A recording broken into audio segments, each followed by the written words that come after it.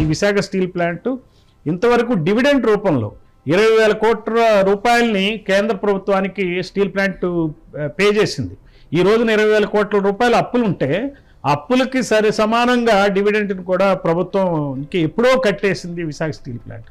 ఇట్లాంటి పరిస్థితుల్లో ఈ ప్రైవేటుకరణలో భాగంగా అదానీలు లేకపోతే జిందాల్ వీళ్ళంతా కన్నేశారు. స్టీల్ ప్లాంట్లు మనం హస్తగతం చేసుకోవాలంటే ఆనాడు కాంగ్రెస్ ప్రభుత్వం హయాంలోనే ఈ ప్రైవేటీకరణకి నాంది పలికారు. స్లో పాయిజన్ ఇచ్చి చంపటం మొదలుపెట్టారు. సరే, బీజేపీ ప్రభుత్వం వచ్చినాక ఒక ప్రత్యేక మంత్రిత్వ శాఖను దీని మీద ఏర్పాటు చేసి అసలు డిస్ఇన్వెస్ట్మెంట్ అనేది ఒక పెద్ద ఉద్యమంలాగా ప్రభుత్వాలు చేపడుతున్నాయి. స్థానిక ప్రభుత్వాలు అటు జగన్మోహన్ రెడ్డి ప్రభుత్వం కానీ ఇటు చంద్రబాబు ప్రభుత్వం కానీ నిమ్మకు నీరెత్తినట్లు ఇది మన సమస్య కాదు, పోతే ఆ ఊరోళ్ళు పోతారు కదా, ఆ స్టీల్ ప్లాంటే కదా పోనీ అనే ధోరణిలో చేయటం. వాళ్ళు ప్రతిపక్షంలో ఉన్న